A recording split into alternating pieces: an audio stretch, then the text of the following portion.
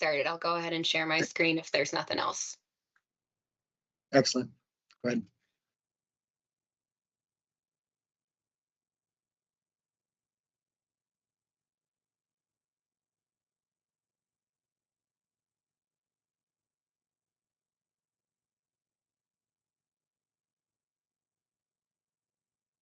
Can you see the correct part, the Yeah, we do now. non-presenter view? Okay, awesome. Okay. Hi, everyone. My name's Megan Beatty. I'm a PhD student at the University of Florida, and I want to first thank you to Tyler and Monica for creating this opportunity to share what I think is some really cool results from an experiment that we've been working on social information use in the Everglades snail kite. And the structure of this talk is I'm very briefly just going to cover social information use in birds, but then quickly pivot to why does this matter for the snail kite? What did we do for this experiment and the results of those experiments? And so starting very broad, we know that birds collect information to make decisions about where to breed. And where to breed is one of the most important decisions that they need to make. And there's a lot of information that's available for birds to use to make this decision. And the type of information that we're most familiar with is biological information. What's going on in the environment? And this is what's really closely tied to habitat management. We get this understanding of what birds need. We go out there and make the changes, whether it's changes in water levels, herbicide treatments, whatever it is. We go and make that happen. And then the ideal situation is that the birds do then come and breed in these sites that we've changed. But we know that doesn't always happen. Sometimes you might have restored a site and then for whatever reason, the birds just don't show up. There's uncertainty around that relationship. And the other piece of the puzzle that may help explain how birds are making these decisions about where to breed is social information. And so this includes conspecific density, which means the number of birds, the number of nests at a given site, or conspecific reproductive success, like the number of fledglings that are at a site. This can be really helpful for birds because it can help them infer the habitat quality of a patch if their information or knowledge is for some reason poor, like if they're a young bird or if they're visiting a site for the first time, they may not be able to essentially read that biological information to infer high quality habitat. So this is definitely a piece that can inform their decision making. And we have many reasons to believe that the Everglades snail kite is one of those species that is using social information, because social information can be very important in unpredictable habitat. And we know that one of the leading causes of nest failure in snail kites is predation. And reading the predator community can sometimes be challenging just from looking at the environment alone. So, for example, we know that water levels are really tied to predation rates, right? If the water levels get lower, more of the land predators can get in and predate those nests.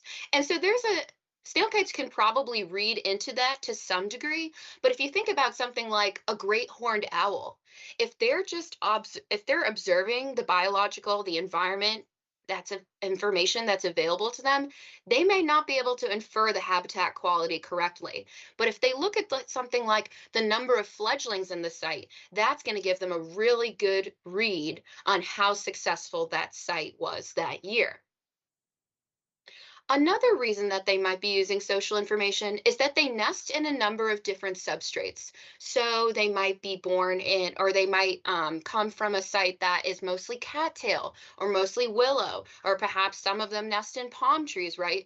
And so if they were originally from a nest made of cattail and they move into a site that has willow, they may not be able to have the knowledge to correctly infer the habitat quality of the site. And so this is just another example as well. If they're keying into the number of birds there or the number of nests there, that's another quick and informative way to figure out the quality of that site. And so I kind of laid out how biologically, theoretically, they should be using social information, but we know that physically they also have very easy access to social information because they are semi-colonial nesters. So if you look at the photo with the stars, this is a less than 1 kilometer square area in Lake Okeechobee in 2021. And there are 81 nests packed into just this one small spot. And so this is an example of how they can really quickly collect social information. If they're visiting a site shortly after the nesting season, there are going to be a lot of fledglings still there, or a lot of nests still there, or maybe there aren't fledglings there, right? And so that's how they can infer the quality of the site. Yet, we have not yet conclusively linked if snail kites are using social information to select breeding sites, even though all of the evidence points to that they probably are. And this is important for conservation because we want to increase the number of breeding snail kites in any given year. Dr. Acevedo just brought this up in his talk, how breeding probability has recently been declining. One way to increase that breeding probability is to ensure that the maximum number of birds are breeding in every given year. And a way to do that is to attract snail kites to places, to suitable habitat as soon as it becomes available. So we've had examples of that today where, maybe it's a burn or maybe you just flooded an impoundment. And so if you are using social information to get if kites are using social information, we can leverage that to try to get kites nesting in those sites as soon as they become online. And where this comes in with management is can be the use of decoys and playbacks. And so decoys and playbacks have been really successful in many species for attracting individuals to breed. Shorebirds are some of the biggest examples of this, also in passerines. There are a few raptor examples, but up until now, we did not know would snail kites respond to decoys and playbacks. And so this led us to ask a couple of questions. First, can we use snail kite decoys and playbacks to attract kites to breed in different sites? And then at a second level, we're going to do an experiment on this, right? But then also we have this very rich long-term observational data set of where we have individually marked kites and we know where they nested each year. And so we can also look at it using this observational data set where we're linking all the information we know about the number of kites in a site and where they chose to nest. And so we're going to look at this at an experimental and observational level to see if these results match. But starting with the experiment, one of the biggest questions that we have at first is, okay, well, where do we try to attract the kites to come? That's a big decision to make. And so we came up with this sort of criteria of how we would do that. And the start of it was using nest points from the past 10 years. So we were picking places already that they had nested relatively recently, but we did exclude locations where they nested just last year because we really wanted to demonstrate that there has been a change in nesting. And so this is a big shout out to Laura Elmquist. She came with me to all of these different nest points and we independently assessed the sites for habitat quality. And so we removed any sites that we thought kites would not be nesting in or they didn't have foraging potential in. And another big shout out to Tyler Beck. He helped me avoid areas of active habitat management because if there was a treatment going on at the site, we wouldn't be able to say, oh, this is because of the decoys. It might be because that they just did something with habitat management. So thank you, Tyler, for that. And this is how we ended up with these different sites within East Lake Toho, Lake Kissimmee, and Lake Istokpoga. You'll see that all of the others have 4 locations and Istokpoga only has 2. That's just because outside of the very few places that they've nested in the past couple of years, there's very limited nesting at Istokpoga in general. Laura and I did not find enough high quality habitat to put another 2 additional sites outside of where they were nesting in the past year. And so because this is an experiment, we of course need an experimental setup and a control setup. And this experimental setup consists of snail kite decoys. So there's a male and female at each one of those locations, and then snail kite adult and fledgling calls. And the fledgling call piece is really important here because that's what simulates the conspecific reproductive success. Not only are there birds here, but there were fledglings here, meaning there was successful breeding. And then we also had control setups where we were putting out the same playback box, but it was just playing common gallinal calls. And that's so we can remove any effect of, oh, it's just something about the noise or something about the playback box. No, this is really about that it was snail kite calls and decoys.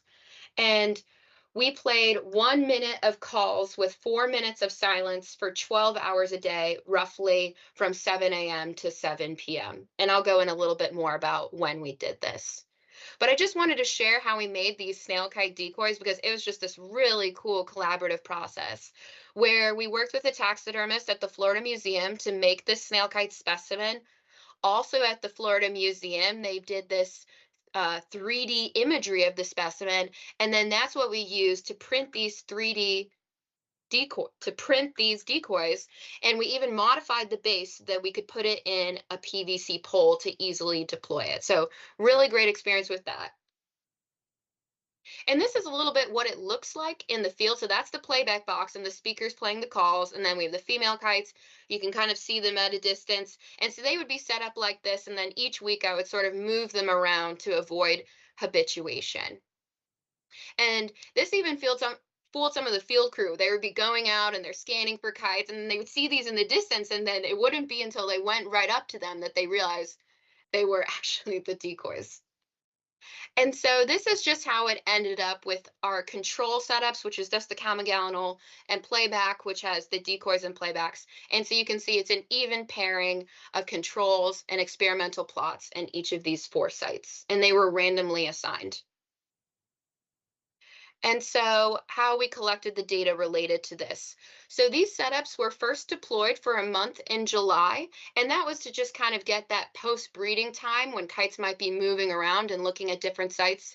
And then we deployed it again from late January to the end of March to get, and that was before any nesting occurred, into the beginning of nesting. So right when we think that they're going to be making those decisions about where to nest. And I visited the sites weekly during this time to count the number of birds, whether those birds were showing any courtship or breeding behavior, the number of nests, and snail egg clusters, which can help give a little bit more of like potential local foraging quality that might differ between these sites. And so what did this analysis look like? So the response variables, the pieces that we're really interested in are the birds within 500 meters. Given those birds, what percent of them is showing courtship or breeding behavior, the distance to the nearest nest from the setup, and the number of nests within 500 meters of the setup. And you can think of this as sort of a hierarchy of information where the birds within 500 meters, if we get that, that's awesome. And then sort of every piece above that, it'd be like the best information in the world if we had birds nest within 500 meters. But even getting birds to be attracted to just the playbacks is a huge win. And then to explain this is what we really want it to be, that this is about the experiment versus the control setup. That's what explaining this response, differences in this response.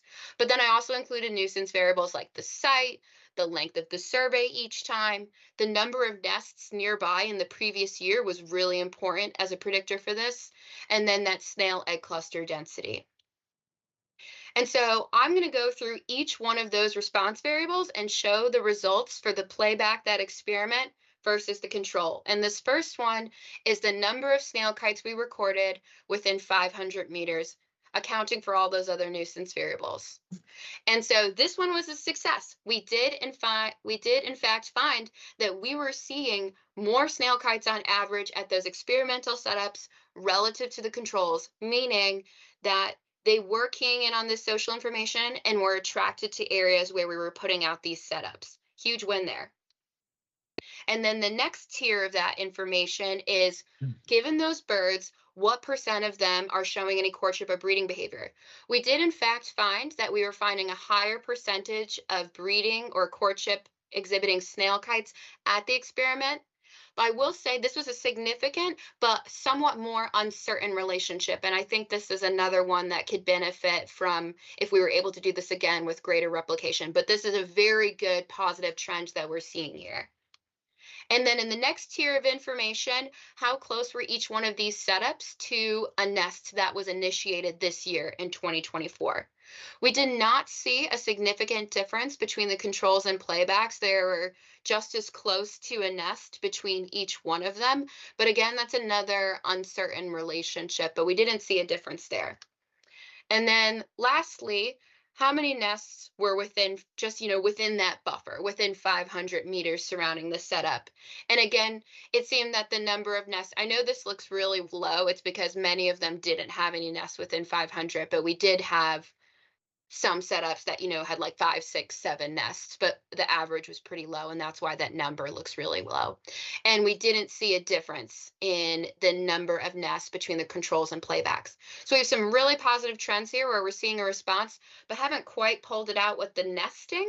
But I do want to zoom into one site in particular because I do think there's a lot of positive evidence about that this could be happening with nesting as well if we could have potentially greater replication. So what we're looking at here is our control and playback setups at Lake Toho. And the green nests are nests that were initiated after the experiment this year. Nests in 2023 are from last year. So you can see we did have this bump in nesting where the year previous there was almost no nesting before, particularly in that northern experimental site. We really haven't had nesting there at all in several years. And so to have that bump in nesting, I think demonstrates that this is potentially happening. But then you also have the increase in the number of nests in the control. And I think that's where we're losing some of that significance. But it would be really interesting to have this with more replication and see what we find because the relationships are a little uncertain. And now that's what's going on with the experiment. We've shown in the experiment that they're using social information, but I also want to talk about our observational long-term data set. And so I used information that we have about banded snail kites that we know nested in 2 consecutive years, but chose to nest somewhere new in that second year. And so we're saying, well, why did they choose a particular site? And I tested different types of social information. Is it the number of nests? The number of birds, the number of fledglings that were at the site in the previous year? Did that inform where they moved to nest? And in fact, it did. We found that the number of nests in a wetland in the previous year was a very strong predictor of the probability of a snail kite moving into a wetland. And the number of nests can be a proxy for something like the number of breeding birds, essentially, right? And so this is awesome because we're seeing now this result in the experiment and in our observational data. So we can say snail kites are absolutely using social information in their movement decisions. And so taking it together, we did find that they were attracted to kite decoys and playbacks. They are using social information and immigration. And I just want to end on this one point that we put a lot of effort into habitat management for snail kites, and it's been super important and successful for getting kites into these sites. And I would think that we can also leverage social information to increase the benefits from that effort for sites as they recently become online. And with that, I'd like to thank the many, many people who are involved in putting together this project, many of them here in this meeting, with particular shout outs for Brian for helping me put together those playback boxes, for Laura for all her time as an expert habitat assessor in the field, and Tyler for making sure I avoided active habitat management. And with that, I'd be very happy to take any questions. I am going to stop sharing my screen, but I can bring it up again if needed.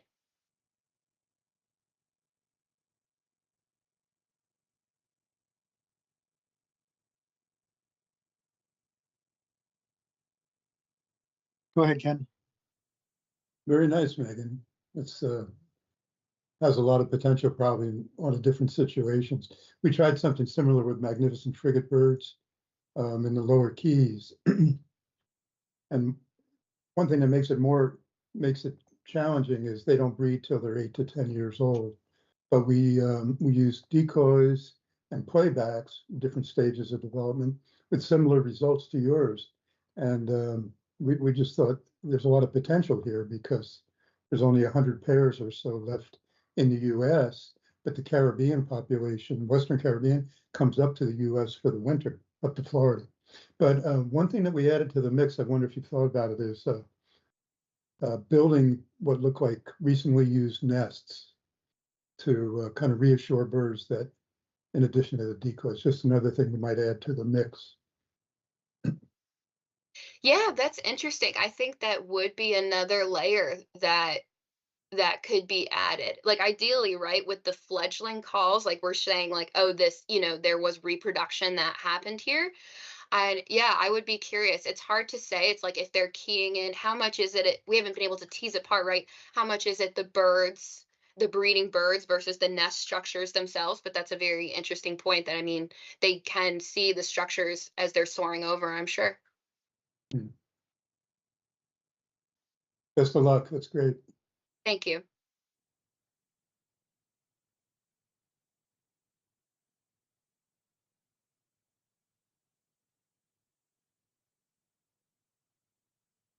Any other questions? Just one more.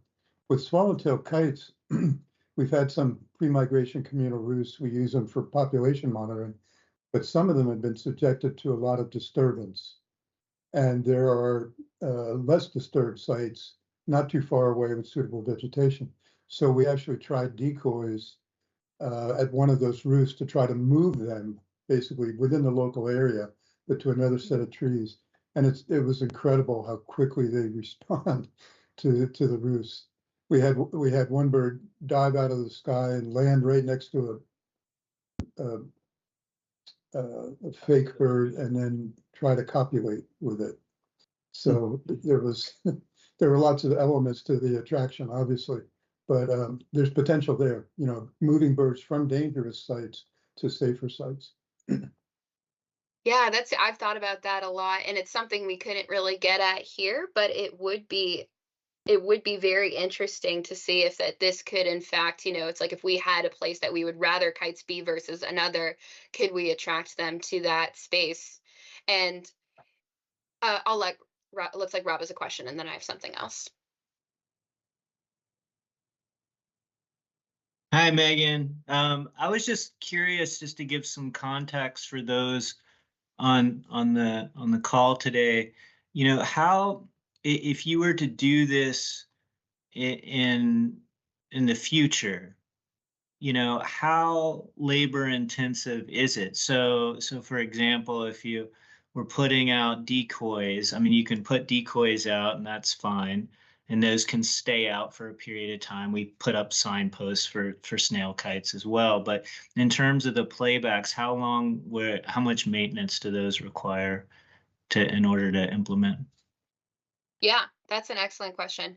And so first, I'll just talk about the decoys first, is that we do have the decoys and they are here if people want to use them, like they are available, and I do have the setups as well. And so the equipment is available and it's not being actively used. And I think the one thing that can changes how much maintenance it takes is the battery. And so I was for the speaker, I was using a battery that lasted a week. And so I had to go back once a week. But I mean, that could be changed, right? Like you could get a longer lasting battery. It's just challenging because it's over water. A lot of these decoy and playback setups are in land habitats, and so they have the potential to really sprawl out and like use something with a much bigger battery. That's the one limitation here. But I mean, yeah, I know a week works, but if you got a bigger battery, it could potentially go for longer. Great, thanks. And Yeah, I was thinking mostly about just, if you're to really try to implement this outside of a research context, what would it take? But great talk. thanks. Yeah, I like to think that it could be implemented pretty quickly for management, since the equipment was honestly the longest part that took to put together. There is a question in the chat. Why do you think the fledgling calls are important? Secondary nesting season or fledgling calls from the previous nesting season, or just evidence that kites are nesting nearly year-round at some sites. Yeah, that's interesting, right? So I'm playing these fledgling calls at the beginning of the season, and so is the interpretation that these are kites from the previous year, or are they kites? There were some kites that just got there really fast and nested very early. And I can't, either could occur, right? We've seen both occur with snail kites where they're nesting later in the year or earlier that year. It was the simplest way for me to simulate reproductive success, and so that's why it was chosen. But I do think it's an open question about how they're interpreting that. It's because we know, like, you can distinguish young of the year physically, so they would be able to see fledglings even if they weren't making those screaming calls anymore. So fledglings from the previous year would certainly still be there physically, and since I didn't have a good way, I didn't trust my decoys to be able to distinguish between adults and fledglings just by painting. And so that's where the calls came in. But yeah, it's tough to say like exactly how the kites are interpreting that, other than that they are they're successfully attracted to it. It's hard to say beyond that. And the time frame on the study for using the fledgling calls. The calls were played the whole time, every day, 12 hours a day, 1 minute on, 4 minutes of silence. Was that the question? I apologize if I don't understand. I think she's talking about what months you were deploying those. Yes. Yeah. So this was out in January. Okay. Yes.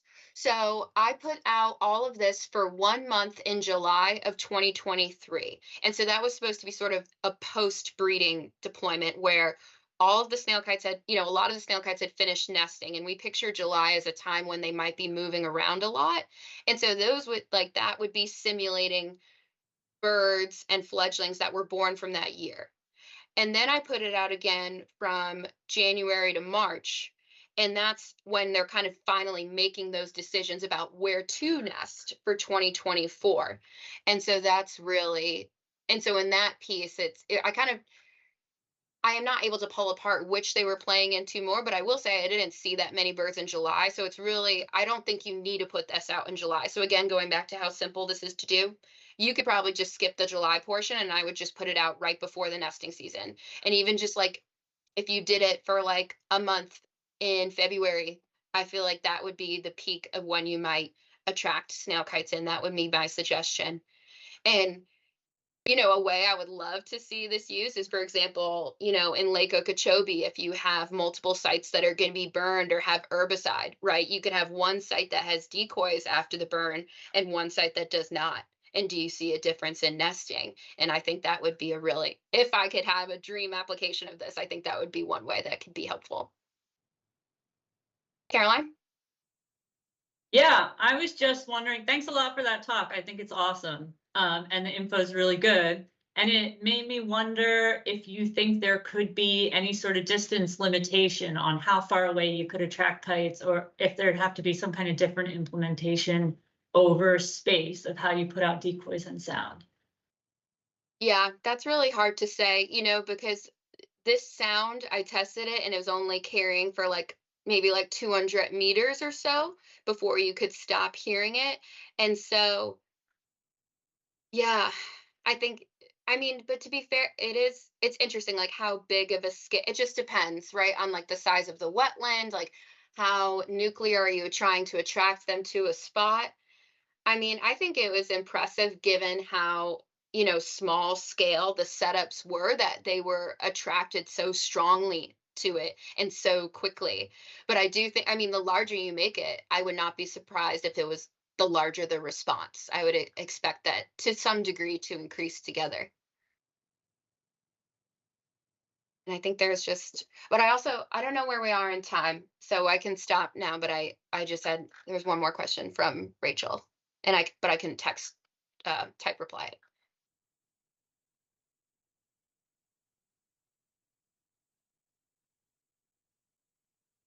You can answer it real quick, and then we'll go on to Megan, or go on to Laura.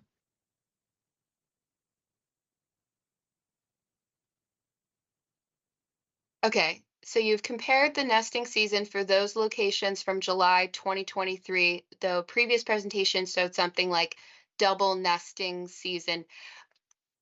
Yes. So I accounted for nesting in 2023 and I accounted it for the whole year. So that explanatory variable that was nests in 2023, it accounted for all of the nesting that happened in 2023, including the double nesting season. So it would have accounted for any late season nesting that happened. It's a good question. Thank you so much, everyone. If anyone has any more questions about it, feel free to reach out to me, or if there's any interest in using the decoys or playback boxes. Thanks, Megan. Really cool stuff. All right, we're going to move on to Laura Elmquist, talk about her research into boat disturbance and snail kites.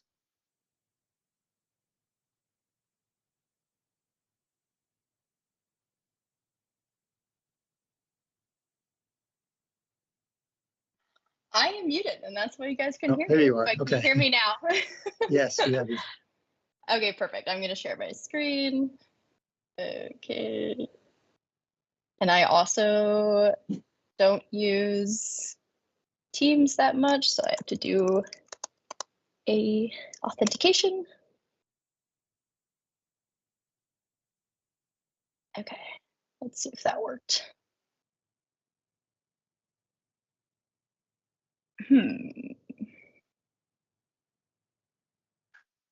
Okay, this is showing my whole screen.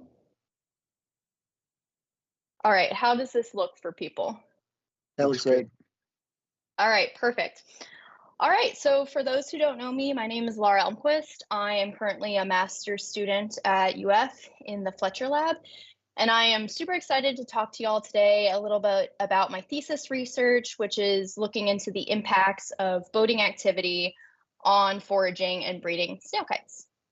So, as many of us are aware, boating is a pretty big deal here in the state of Florida. And headlines have stated that Florida is the boating capital of the world. And actually, the top draw to tourists to Florida is not Disney World, it's its waterways.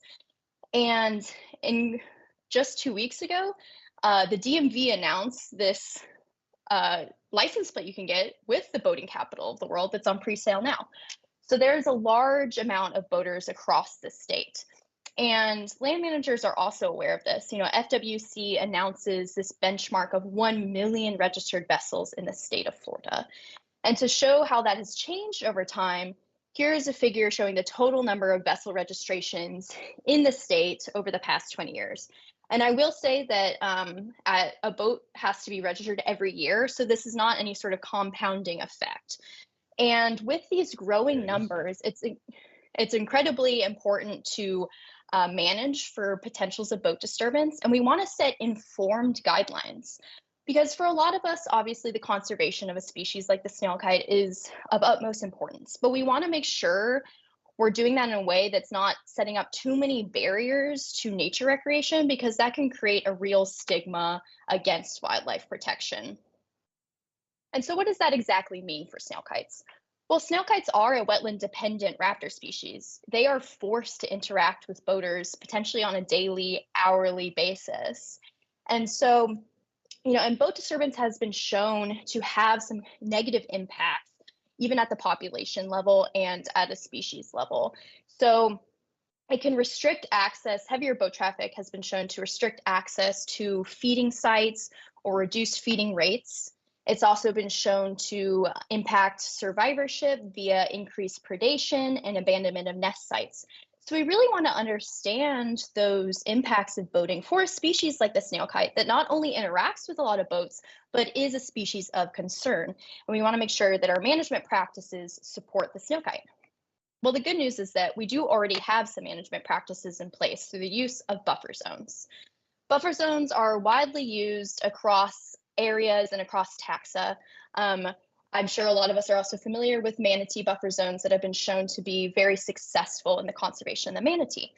And buffer zones are used to restrict human activity near important sites for a species, like a nest, feeding, or a transit location. And we currently have 2 buffer zones in place around every snail kite nest, and that's a 500-foot non-inclusion zone and a 500-meter limited activity zone. And many of these buffer zone thresholds are established using what's called the flight initiation distance. Now, flight initiation distance, which I am just going to call FID from now on, is the distance at which an animal flees from perceived danger. And like I mentioned, that buffer zones are used in a lot of different environments. FIDs are also used in a lot of different areas across many different taxa and across different disturbance techniques. So you could have FID with a boat or a human walking or biking or a dog running through a beach. And it's this metric to represent the trade-off between fitness benefits and costs in a species in its response to disturbance. So how this kind of plays out in the field is that I'm on a boat traveling towards a heron. The FID is the distance between me on the boat and the heron when the heron decides to fly away. And so when it comes to a buffer zone and why they use FID is that you want to make that buffer zone larger than that FID distance. So you're never actually disturbing the bird or flushing the bird at the start. And I'm saying bird, but like I said, this can be used in numerous different species. And it's even been used with snail kites. So previous work was done by Rogers and Schweikart back in 2003 to, they really gathered a lot of FIDs on many different wetland species, snail kites included. And then they were able to give recommendations on buffer zone distances based on those FIDs. And that is what we use to have our current 500-foot non-inclusion zone around every snail kite nest. And while this is incredibly important work, and it's why we have the buffer zones we have today, and it's also the first study to look at how boat disturbance directly impacts snail kites, you know, a lot has changed over the past 20 years, and there's reasons to believe we might want to reassess these FIDs. And I think the first thing is that while these FIDs are being used around, used to establish buffers around every snail kite nest location, the FIDs were not taken in reference to those nesting locations in general. So there's not a way to know that the FIDs that were being taken on snail kites were actually on breeding snail kites. And then, as I alluded to before, there have been some major changes in boating activity and like boat disturbance, meaning that, and over the past 20 years. And as I'll get into in a little bit, there's been major shifts in snail kite distribution over the past 20 years as well, due to changes in water regime and the invasion of the aquatic apple snail. So there are reasons why we might want to look into these FIDs and the buffer zones again. And so with that in mind, I set off with a couple of objectives. And the first is to determine this relationship between FID and snail kites in response to differences in behavior. So whether they're breeding or a foraging kite, and in FID in response to the background levels of boating activity at the site. And the overall goal for this is that I really want to provide any recommendations I can to current buffer zone distances at a wetland. And so to go on that first point and why I really want to look at this differences between breeding and foraging snail kites is there's reasons to believe that the FID between these two groups should be different. And I think one of the most, the simplest way to look at this and kind of the most, I think the one that makes the most sense is that breeding kites are tied to a very specific location, their nest. And so to flee that nest or to flush from that nest means they're not incubating eggs or brooding their young, they're not feeding their young, and they're not engaging in anti-predator defenses. So you could think that the fitness cost to flushing could be pretty high. Whereas a foraging bird isn't tied to a specific location.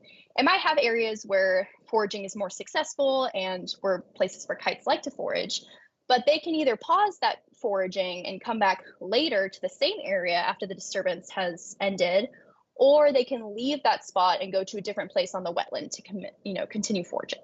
So the fitness cost could be relatively low in comparison, and that could influence the distance at which they're choosing to flush.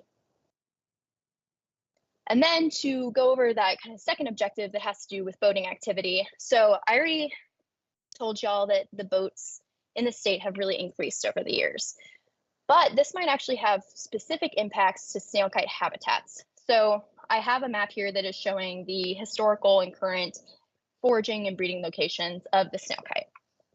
And historically, snail kites nested predominantly in the Everglades.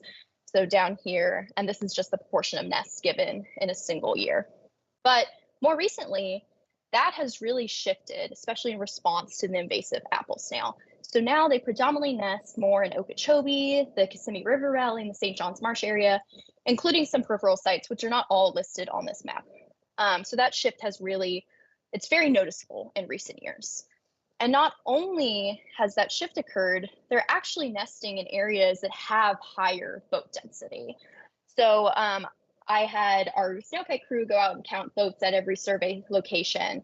And as you can see, the areas that have the highest boat density are also the areas where snail kites are now breeding in higher proportions. And so there's this really interesting dynamic that's going on where first you have way more boats in the state. And then two, you're actually seeing the shift of snail kites into areas that have the highest boat activity. And then there's also this seasonal fluctuation in boating where it coincides with some peak breeding of the snail kite. So this figure shows the lines are our boat count totals per survey spread across 4 different regions. And then it's overlaid on top of the active nests across the state for a given year.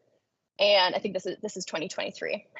And so you can see that the peak of boating, where boating is highest, is the January to February into March. Well, January's on here. I can answer that later if anyone has questions. But anyway, there's higher boating earlier in the year, and that coincides with snail kite peak nesting if they're choosing to nest early in their year, starting in January through March. And so there's this really increase for disturbance between boating and snail kite nesting. And so in order to answer these questions, I conducted FID trials at snail kite breeding locations in 2023 and 2024. And so how this plays out with nesting birds is that I had no nest locations on my GPS, and I would stop about 500 meters from the nest. And then I would drive in a more or less straight line towards the nest. And when the bird flushed, I would stop the boat, take a GPS location, and simultaneously my passenger would record the distance using a rangefinder. And I will say the flushing from a nest is a very obvious breeding behavior, and it's something that the snail kite crew have utilized over the past decades to even find the nest in the first place. And so for foraging birds, it's more or less the same, except I didn't know where they would be. But they were conducted during surveys, so my passenger would be constantly scanning for kites, and once we would see one, the same trial would commence. And also, as I mentioned, boats were counted during every routine survey for snail kites as well. And so to show you some results, I did find that breeding birds flushed significantly further away than foraging birds. I ran a model to test the effect, and I included sight as a random variable to account for differences in sight or sight variability. And it did seem like breeding birds are more susceptible to disturbance than foraging birds. And then I looked at the boat density metric. And so boat density is just kind of a way to look at boat counts and incorporate effort. So as I said, the survey crew counted every boat that they saw, but they also record how long they're doing the survey in track length. So it's just number of boats divided by the kilometer of the track itself on that given day.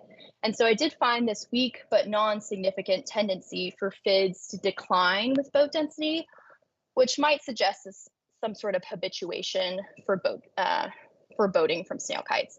And I think that this is really interesting. I think there's more to tell about boating and snail kites because there seems to be something that's going on.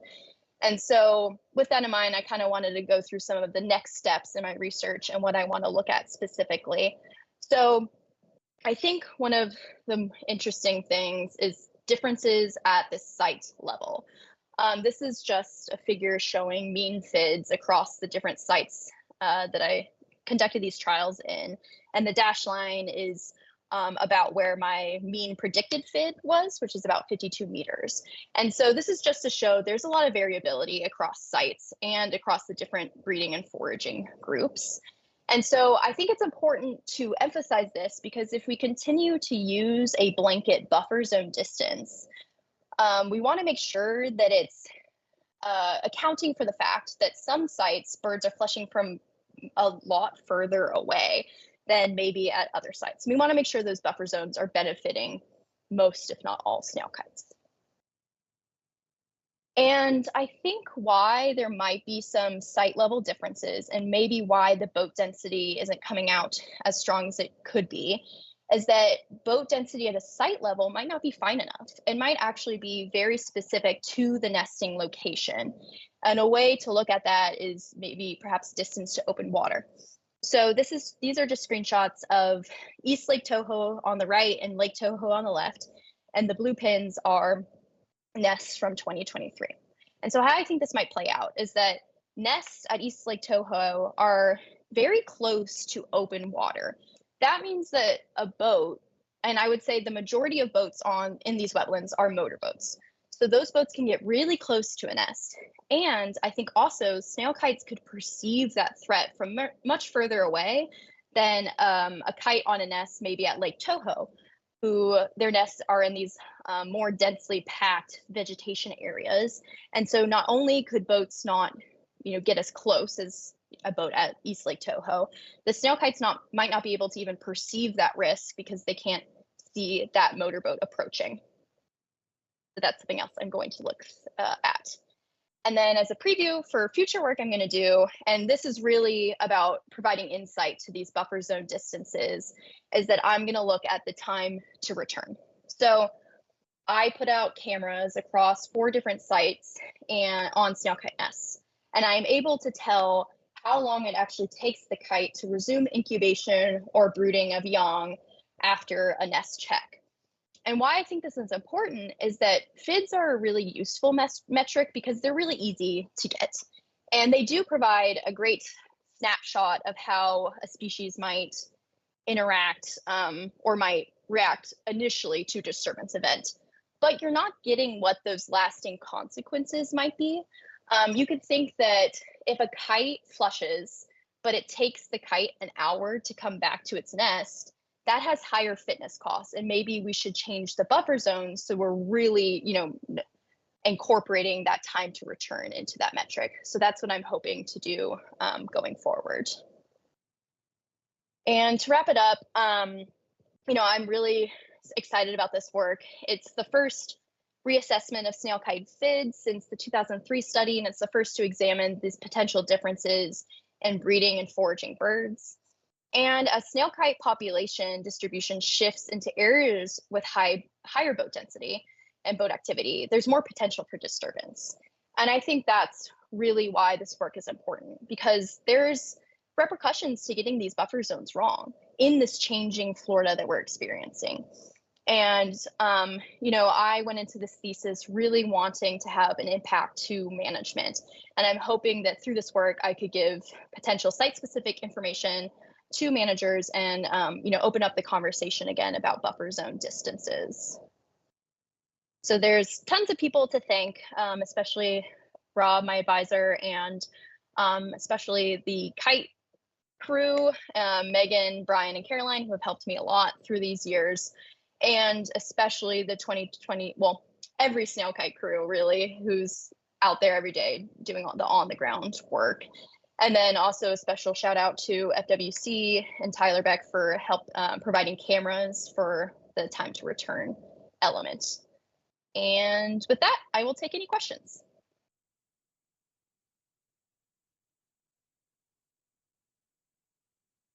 But I will stop. Good job, Laura. Go ahead, Brian. Yeah, great job, Laura. I'm just thinking, dealing with Okeechobee quite a bit, seeing a lot of seasonal variation with, northerners coming down for the winter. Did you see any seasonal variation in the boat sightings from the crew with their counts? Yes, yeah. Sorry, I just stopped sharing my screen, but let me do it again. So I just created this figure, so it's I'm still working on it, but so yeah. this figure is, I think, answering your question with that seasonal variability in boating. So this is the relative boat density. So it's just my boat metric multiplied by 50 just to get it on the same scale. But it's less about the numbers, but more about the change over time. So we did count the highest number of boats at the beginning of the year, and that started dropping off as the year progressed. And I do think that is highly coincides with this snowbird cohort in the state. I think even the vessel registration numbers might not tell the whole story. I think there's a large amount of out-of-state visits to, like, boating visits to the state that really might influence these boat totals. And I also want to say that while this is kind of our first attempt to assess boating at Snail Kite sites, these numbers might be pretty conservative. We didn't count on the weekends, and I've gotten information from fishing tournament totals that could actually, these numbers could be a lot higher at sites like Okeechobee or the St. John's Marshes, sites that have really high fishing presence. So yes, I do think there's this seasonal variability in boating totals. Yeah, sorry if I missed this during your presentation. I got a little distracted. Yeah. But I guess another thing is it's like tour boats. So that's something that I've seen a lot more increases of tour boats. So you're having, you have the recreational and fisher people that, they go out, do their thing and come back. But these tour boats are going out and doing the same routes maybe every hour, something like that. And that's kind of hard to assess with, with the Snail Kite thing. It would be interesting, and I'm not saying that you should do this, but it'd be interesting to see what the frequency of those tour boats are in some of those areas, and just seeing where they're going, how close are they to nest, and what their potential impacts could be. Yeah, definitely. I agree. That would be kind of a figure that I could really envision would be like showing the mean FID for a nesting bird or foraging bird. But, really the important factor here are the breeding birds, because that's where these buffer zones, are applied to. And to see, maybe be able to show an actual tour boat plot and kind of see the differences in FID based on those locations, because I think you're totally right. At Lake Toho, for example, there's a tour boat company that we constantly interacted with, and those kites on those nests had the lowest FIDs, of 5 meters or below. So there's definitely some habituation that's going on, and whether or not that impacts their overall nest success is something that I hope to answer. Great, thank you. Yeah, I had a question kind of along Brian's lines, is that, in some areas you have just probably airboats, some recreational airboats, some tour boats. In other areas you have a mix of bass boats, other outboard engine boats, and airboats. So I was just wondering, if you think the type of boat factors in here too. Yeah, I mean, I would think that an airboat has a higher potential to create disturbance for a snail kite nest than a regular motorboat, just because of access. But at a site like East Toho, those motorboats can be really close to the nest. And I also think that, and this was not part of my study, but would be interesting to look at going forward, is that I'm sure noise has some impact on snail kite FID. Where, I mean, we don't know that for sure. We don't know how well a snail kite could hear, but you would think that they would be able to perceive an airboat from further away than a motorboat, potentially.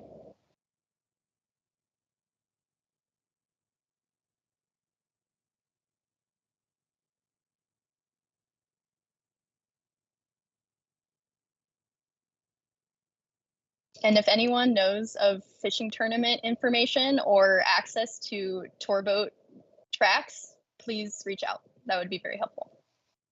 Oh, we can get fishing tournament information for you through our freshwater fisheries management folks.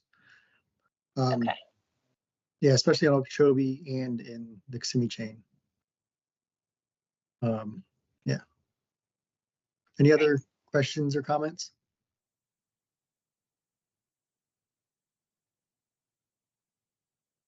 Do you think that we use these buffers to mostly limit our own activity or managers' activities, but we don't really use the buffers for the general public.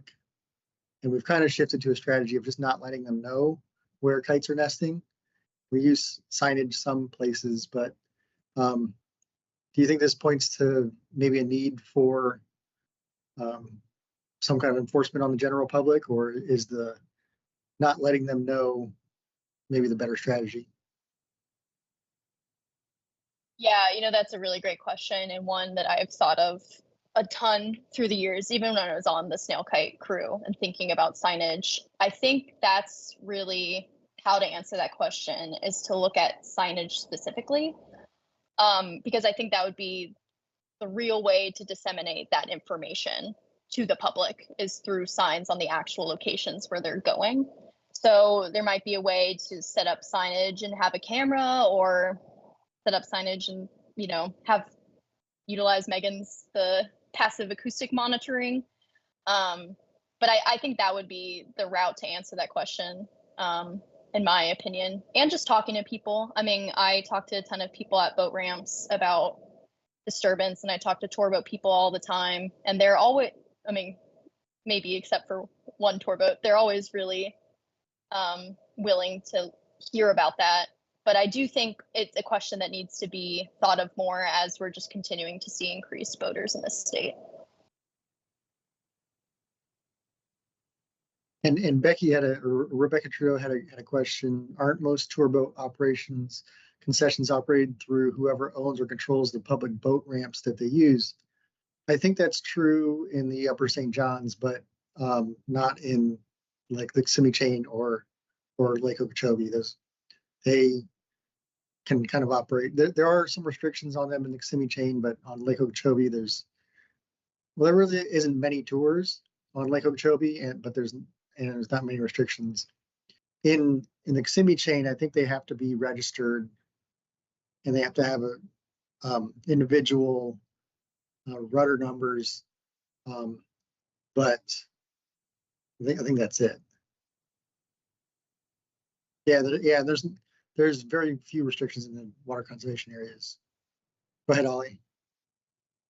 I just want to point out, just with birders in general, in our areas, we can put up signs on levees and the gates and cones in the road and everything. And it seems the more they know they're there, the more they want to access to get the shots of the birds and the photographing and everything. So I know it's a fine line. Do you notify the public to avoid, which could also, come back at you and get more people wanting to visit the area because they want to see the birds. And we have a lot of problems with that in our STAs and our district lands.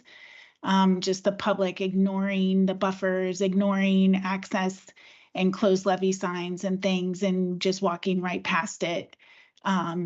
We have them entering areas with the flamingos and the snail kites. Those two species seem to draw a lot of crowds.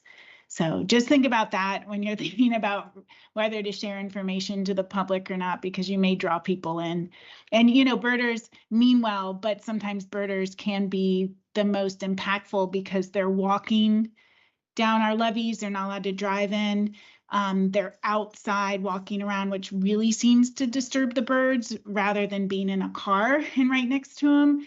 And, they're cackling, they're, circling overhead, they're showing every sign that they're disturbed, and the birder is still just sitting there with their tripod trying to get that shot in that experience. Yeah, it's photographers more than it's birders. Just saying. Yeah. We've had there was a person on, I think, Lake Toho that was taking people out to photograph snail kites and was driving his boat right up to the nest to have them get real nice shots of them, the birds actually swooping them and stuff. But I think the UF crew are the ones that helped our law enforcement get involved to stop that behavior. What we also see is, like similar to what you're saying, people in a car, I noticed when I was working the STAs around the waterfowl that if I was just traveling, it was fine. The waterfowl would just sit there. But if I started to slow down and stop, that's when they would flush off and go away. And similar in airboats, you know, if you're going down a trail, we've had snail kites nests right along the trail, and they don't flush when you go by. But if you stop, like slow down there, that's when they get up and fly away. So the behavior matters as well. Go ahead, Ken. I'm just wondering if you have, if legally you're allowed to post signs that add, you know, don't disturb the birds, but add video surveillance in effect, whether that's true or not. Can you use that if you're not actually doing it? Or does anybody try that? I think I agree. Photographers and biggest problem, and irresponsible birders. Yeah, I don't know. I know we put up signs for a long time, but I don't, you know, I suppose you could put up a sign saying you're under video surveillance, even if you're not. I don't know exactly what laws you would be breaking there. But one of the things that signage does help with is enforcement of the law. You know, so people can always claim ignorance as to, oh, I didn't know the snail kite nests were there. How was, you know, I didn't know that these are endangered species, that I wasn't supposed to be there. But if there's signage, then they have less of an excuse, and it helps us persecute people that are rule violators. Yeah, that's a good point.